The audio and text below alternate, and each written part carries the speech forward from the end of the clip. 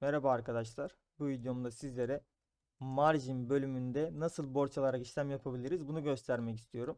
İlk başta alım satımlar kısmına bakiye aktarmamız gerekiyor. Yani margin cüzdanımıza. Cüzdan kısmına tıklayıp buradan margin kısmına geliyorum. Bakın izolede de çaprazda da herhangi bir bakiyem bulunmamakta şu anda. Özetten de buna bakabiliriz. Şöyle gördüğünüz gibi. Marjine geldim. Ben çapraz bölümüne bakiye transfer ediyorum hemen. Spot üstte, çapraz marjinde altta. Buradan bakiyemi seçiyorum.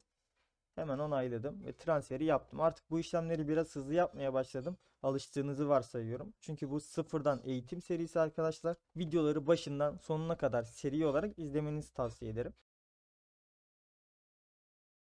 Bakiyemizi buraya aktardık arkadaşlar. Şimdi borç alacağız. Borcu neye göre alacağız? Dediğim gibi arkadaşlar ben borç alma kısmını cüzdan bölümünden kullanıyorum ama alım satımlar kısmından da bunu yapabiliyorsunuz. Alım satımlar margin kısmına geldiğinizde arkadaşlar burada hangi coin'den borç alacaksanız seçebilirsiniz. Onu da şu şekilde yapabiliyoruz. Şuraya tıklayın. Buradan borç ala tıklarsanız buradan hangi coin üzerinden hangi pariteden borç alacaksanız seçebilirsiniz. Bakın burada izole olduğu için orayı gösterdi bana. Ama ben BTC USDT'ye geleyim. Çapraz marjini alayım. Buradan tıklayıp tekrardan borç al butonuna basarsam istediğim coin'den burada borç alabilirim. Ben buraya USDT aktarmıştım ama bu USDT varlığımı teminat göstererek istediğim coin'den burada gördüğünüz istediğim coin'den borç alabiliyorsunuz arkadaşlar. Bakın 24.80 dolarlık varlığım burada ama ben gidip Zilcoin'den bile borç alabiliyorum. Ne kadar borç alabileceğim burada gözüküyor. Buradaki miktar arkadaşlar tamamen söylediğim gibi kaldıraç miktarına bağlı. Mesela BTC USDT'de çapraz marjinde ben borç alacaksam bana 5 kaldıraç veriyor. Bu ne demek oluyor? Ben bu marjin bölümünde bakiyemin 5 katını kullanabilirim demek. Hemen şöyle bir şey yapalım. Hesap makinesini açalım arkadaşlar. 24.79 çarpı 5 yapalım. Yaptığımızda 123.95 çıktı. Hemen şuradan borç alıp bastığımızda 123.99 yani yaklaşık bu miktarda bir bakiye ortaya çıkmış oldu. Bunun üzerinde dikkat ettiyseniz bizim 24 dolar bakiye de buraya dahil arkadaşlar. Hemen şöyle bakalım. Bakın borç al kısmına geliyorum. Buradan USDT'yi seçiyorum. Benim bakiyem burada.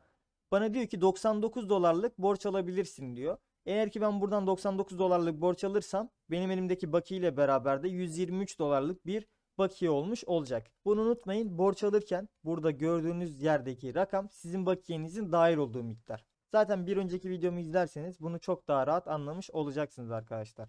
Biz en ufak bir borç aldığımızda buradaki risk oranımız bundan etkilenecek arkadaşlar. Hemen bir borçlanma yapalım. Şu borç al kısmına gelelim. USDT yazalım buraya arkadaşlar. Tıkladım buraya. Buradan mesela ne kadarlık borç alalım? 10 dolarlık borç alalım. Ya da bakiyemizin yarısı olsun 12 dolarlık borç alalım. Onaylaya tıkladım. Artık saatlik faiz işlemeye başlamış oldu. Cüzdan bölümüne gelelim. Yine margin bölümündeyiz. Buradaki bakiyemiz gördüğünüz gibi 36'ya çıkmış. Bunun 12'si borç diyor. Benim kendi bakiyem de 24.79 USDT'ymiş. Şuradan yalnızca borcu göstere basarsam burada BNB çıktı. Bunun çıkma sebebi de biliyorsunuz. Faizleri BNB üzerinden ödettiğimiz için bundan dolayı burada bir borcumuz gözüküyor. Ekstra olarak da yine borcumun olduğu varlık burada gözüküyor arkadaşlar. Şimdi işlem yapalım. Mesela gidip biz bu USDT ile bambaşka bir coin alalım. Şuraya USDT yazdığımızda alabileceğimiz coinler burada çıkıyor. Ne alalım mesela? BTT alalım. Buradan yine borç ala gerek yok. Bunu normal şekilde kullanabilirsiniz. Piyasa emri diyelim arkadaşlar. USDT'miz var. Biz 12 USDT borç almıştık. 12'siyle bir alım emri gerçekleştireyim. Şu anda alım gerçekleşti. Yine cüzdana gelelim. Bakalım artık elimizde ne var diye. Şu borcu kapatalım. Bu tarafta baktığımızda elimizde bu kadar miktarda bir BTT var. Bunun yaklaşık değeri de şurada tahmini değer olarak yazı üzerine bastığınızda 12 dolara tekabül ediyor arkadaşlar. Şimdi bu borçları göster dediğimde fark ettiyseniz burada BTT'yi göstermiyor. Çünkü benim BTT üzerinden bir borcum yok dostlar. Ben USDT borç aldım ve bu aldığım borçla BTT almış oldum. Şöyle düşünebilirsiniz. Siz gidip arkadaşınızdan 10 dolar borç alıyorsunuz ve gidip bu 10 dolar borçla gidip altın alıyorsunuz. Sizin arkadaşınıza altın borcunuz yok. 10 dolar borcunuz var arkadaşlar. Mantığını bu şekilde kurabilirsiniz. Benim şu anda borsaya USDT borcum var. Ne kadar borcum olduğu da burada yazıyor. Bundan dolayı da borç bölümünde BTT'yi görmüyorsunuz. Şimdi benim borcu ödemek için iki tane seçeneğim var arkadaşlar. Ya elimdeki kullanılabilir bakiye ile borcumu ödeyeceğim ya da spot piyasasından ekstra olarak buraya bakiye transfer edeceğim ve onunla borcumu ödeyeceğim. Ya da BTT'yi satıp borcumu ödeyebilirim arkadaşlar. Bu şekilde 3 tane seçeneğimiz var. 2 dediysem kusura bakmayın. Şimdi buradaki varlığımızı hiç borç ödemeden ve gördüğünüz gibi burada risk oranımız düştü 3.07'ye. Spot piyasasına çekmeye çalışalım. Bakalım ne olacak. Şimdi transfere tıklıyorum. Buradan çaprazı yukarı almamız gerekiyor. Yukarıda USDT bakiyemi çekelim. Bu kadar kullanılabilir kalmış arkadaşlar. Bunu çektim. Şimdi gördüğünüz gibi burada şu kadar borç almışım. Bu kadar kullanılabilir var ama bana hepsini çektirmedi arkadaşlar. Şu kadar miktarda elimde bıraktırdı. Şimdi tekrardan transfere tıklıyorum. Buradan çaprazı yukarı alıyorum ve BTT'yi çekmek istiyorum. BTT 12 dolarlık BTT var. Bakalım bize ne kadarını çektiriyor. Bakın tıkladığımda yine BTT yazalım şuraya. 3452 tane var arkadaşlar ama bana 0.49 tanesini çektiriyor sadece. Çektim buraya. Hemen spot cüzdanımıza bakalım. Ne kadar BTT çekmişiz? 0.48 tane. USDT'ye baktığımızda 12.74 tane. Bunu çekememe sebebimiz arkadaşlar. Bakın margin bölümüne geri gelelim. Transfere bastığımızda altta bize bir uyarı çıkacak. Şurada bir uyarı yazıyor arkadaşlar. Burada yazan uyarı şu. Sizin eğer margin bölümüne borcunuz varsa şuradaki risk seviyeniz 2.0'a düşecek şekildeki bakiyenizi çekebiliyorsunuz. Yani ben 12 dolarlık 24 dolar bakiye vardı. Ben bunun 12 küsürünü çekebildim. Çünkü risk seviyem bu sefer 2'ye düştü. Bundan kalanını çekemiyorum. Çekersem 2.0'ın altına düşecek ve buna borsa izin vermiyor arkadaşlar. Yani umarım mantığını anlatabilmişimdir sizlere. Bakiyem burada kaldı. Benim bu borcu kapatmadan bakiyemi buradan çekmeme izin vermiyor arkadaşlar borsa. Şimdi borcumuzu nasıl geri ödeyebiliriz? Hemen şuna bakalım. Borcumuz miktarında burada BTT var. Alım satımlar kısmına gelip buradan bunu satabiliriz. Piyasa değerine gelelim. Bakın marjindeyim. BTT USD. Hemen bunu satıyorum. Sat dediğimde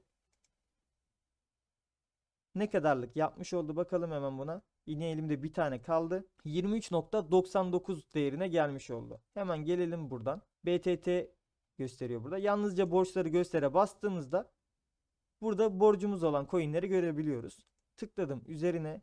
Borç ala geliyorum ve buradan geri ödeye tıklıyorum. Maksimum 12 tane geri ödemem gerekiyormuş. Maksimuma tıkladım. Yani borç alınan burada gözüküyor zaten. Onaylaya bastım. Ve borcumu artık ödemiş oldum. Tekrardan bunu kapatalım arkadaşlar. Gördüğünüz gibi burada borç miktarım çok küçük miktarda var. O da BNB faiz borcum. Şimdi tekrardan bakiye çekmeye çalışalım. Transfere tıkladım. Buradan USDT'ye tıklıyorum arkadaşlar. Bakiyemi çekiyorum.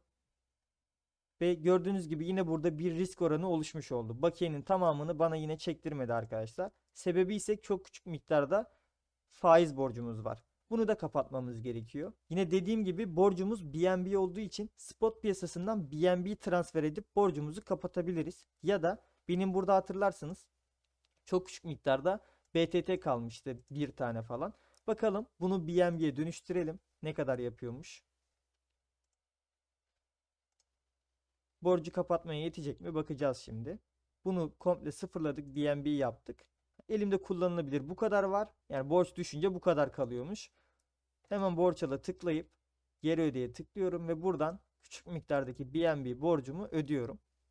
Artık borcumu ödediğime göre risk oranım sonsuz olmuş oluyor. Yani 999 olmuş oldu ve borcumuz burada gözükmüyor artık arkadaşlar. Çapraz modda borç almak tamamen bu şekildeydi. Borcu bu şekilde ödeyip borçtan kurtulabilirsiniz arkadaşlar. Şunu hatırlatayım. Bazıları bana soruyor ben borcumu ödemedim. Çok küçük miktarda borç aldın ne olacak? Evime aciz gelir mi vesaire diye.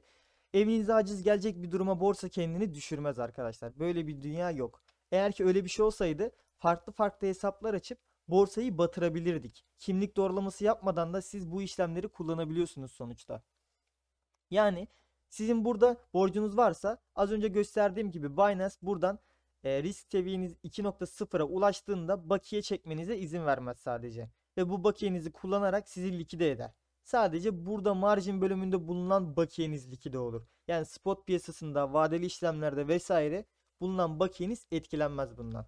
Eğer bu tarz şeylerden çok korkuyorsanız izole mod kullanın arkadaşlar. Şimdi izole modu göstereyim sizlere. Hemen buradan bakiyemizi bir transfer edelim. Buradan küçük miktardaki BNB'mizi de spot'a çekelim. Burada hiçbir şey kalmasın. Aynen şu anda hiçbir şey kalmadı burada. İzole moda bakiye transfer için yine margin bölümünden izoleye geliyoruz. Transfere tıklıyoruz. Transfer kısmına girdikten sonra buradan hangi pariteye transfer etmek istiyorsanız bunu seçeceksiniz. Mesela BTC USDT paritesini yazabiliriz bu şekilde. Bu şekilde size zor geliyorsa yine aynı şekilde şuraya gelip izole moddan buradan istediğiniz pariteye bakiye aktarabilirsiniz arkadaşlar. Ben BTC USDT'ye bir bakiye aktarayım. Tıkladım. Transfere tıklıyorum. Ve buradan Bitcoin bakiyemi aktardım. Küçük miktarda Bitcoin'imiz vardı. Siz bakiye aktardığınızda buradaki en üst tarafa geliyor bakiyeler. Küçükleri gizle dersek hepsini gizliyor. Yine bug var orada. Neyse transferimize devam edelim. USDT'ye geldim. 24 USDT'm var arkadaşlar. Bunun hepsini transfer etmek istemiyorum ben. Sadece 12 dolarlık bir transfer yapalım. Şimdi ne oldu? Şu kadar miktarda BTC USDT paritesinde BTC'm var ve 12 dolarlık da USDT'm var. Buradaki net değerler arkadaşlar varlığın BTC'ye göre şeyini gösteriyor. Yani bu kadar BTC'ye denk geliyormuş. Şimdi BTC USDT paritesine bunu aktardık. Şimdi başka bir pariteye aktaralım. Biliyorsunuz elimde küçük miktar BNB vardı. Bunu da BNB USDT paritesine aktaralım hemen. Yine spot yukarıda BNB paritemiz burada seçili. 4.22 dolarlık BNB'mi buraya aktardım. Tekrardan yukarı gelelim. BNB USDT'yi seçip transfere basıyorum. Bu sefer de kalan USDT'mi 12.74'ü buraya transfer ettim. Şimdi özete baktığımızda 30 dolarlık bakiyemiz izole marjinde gözüküyor arkadaşlar. Tıkladık. 29 dolarlık. BNB'miz burada. USDT bakiyemiz burada. Yine BTC USDT'de. BTC bakiyemiz burada. USDT burada. İzole marjinde yaptığımız işlemler ayrı ayrı olarak hesaplanıyor demiştim arkadaşlar. Bakın hepsinin kendi bir risk oranları var. Şimdi bunu daha iyi bakalım. Marjin bölümüne geldik. Normal şekilde al sat işlemi yaparsam risk oranları bunlardan etkilenmeyecek. Borç almam gerekiyor. Bunun için de BNB paritesine tıklayalım. Bakın burada borç al geri öde butonu var. Buna tıklayıp buradan borç alabiliriz arkadaşlar. Ne kadar borç alabileceğimizi yine buraya tıklayıp buradan bize gösteriyor. Bunları daha sonra bakarız. Maksimuma tıkladığımda bana bu kadar BNB borç veriyormuş. Eğer ben bu kadar BNB borç alırsam arkadaşlar risk seviyem çok fazla olacaktır. Bunun için de çok fazla yani bakiyenizin %40'ı kadar ya da şöyle söyleyeyim size burada gösterilenin 1/3 kadar borç almaya özen gösterin. Mesela bize ne kadar gösteriyordu? 0.41. Biz alalım 0.15. Bunun nasıl hesaplanacağını size daha ilerleyen videolarda göstereceğim. 0.15 aldık. Bakın risk seviyemiz 1.31'e düştü. Ama buradaki Bitcoin USDT paritem hiçbir şekilde bundan etkilenmedi arkadaşlar. Eğer ki ben buradan tamamen borç alsaydım, bakın borç ala geliyorum. BNB borç alıyorum.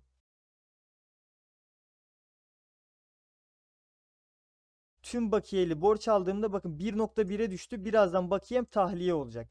Yani eğer ki bir pozisyon açarsam ya da BNB'nin değeri aldığım fiyatın altına çok inerse borsa kendini zarara sokmamak için bakiyemi tahliye edecek. Bundan dolayı da hemen borcu geri ödeme yapıyorum. Boşu boşuna faiz ödemiş oldum. Şu anda geri ödedim ve risk oranım geri attı. Fark ettiyseniz alttaki Bitcoin paritem bundan hiç ama hiç etkilenmedi. Bunun sebebi ise izole modda olmam. Şimdi bakalım burada borcumuz var mı? Yalnızca borcu göstere bastığımda borcumuz gözükmüyor. Çünkü hem buradan ben borç almadım hem burada aldığım borcu geri ödemiş oldum arkadaşlar. Normalde bir coin'i borç aldığımda faizini BNB üzerinden ödetiyordu bana. Zaten ben burada BNB borç aldığım için arkadaşlar ikisini bir anda yapmış oldu. Eğer ki ben Bitcoin borç alsaydım ekstra olarak BNB borcu gözükecekti faizi onunla ödediğimiz için. Yani burada faiz işlemedi diye bir şey yok. Alacağınız siz borç alırken dikkat etmeniz gereken şeyler: bir, faiz oranı arkadaşlar. 2 de bakiyenize oranla çok yüksek miktarda borç almamanız. Gördüğünüz gibi ben verilen tüm borcu aldığımda risk oranı 1.1'e düştü. Yani bu çok tehlikeli. Açacağım pozisyonlarda işlemler tersine doğru giderse en ufak harekette likide olabilirsiniz arkadaşlar. Bunlara dikkat edin. Yine buradan bakiyemizi geri çekelim. Hemen izole moda geliyoruz arkadaşlar. Margin izole. Transfere basıyoruz ya da buradan bulmak zor olabilir. Paritenize tıklayın. Transfere tıklayıp buradan bakiyenizi geri çekin. Tabii ki izole marjin yukarıda olması gerekiyor. Şöyle tıklayalım. Yine aynı şekilde geri gelelim. Yine BNB USDT paritesine tıklayayım. Transfer. İzole marjini yukarı alıp transfer işlemlerinizi gerçekleştirin arkadaşlar. Yine buradaki 2.0 kuralı geçerli. Yani burada da risk seviyeniz 2.0'a düştüğünde bakiye çekemiyorsunuz. Tüm bakiyemizi buradan çekmiş olduk arkadaşlar, gördüğünüz gibi. Özete geldiğimde izole marjinde hiçbir bakiyemiz kalmadı. Borcunuzu bu şekilde ödeyip bu şekilde işlemler yapabilirsiniz. Umarım sizler için faydalı bir video olmuştur. Kendinize iyi bakın. Hoşça kalın.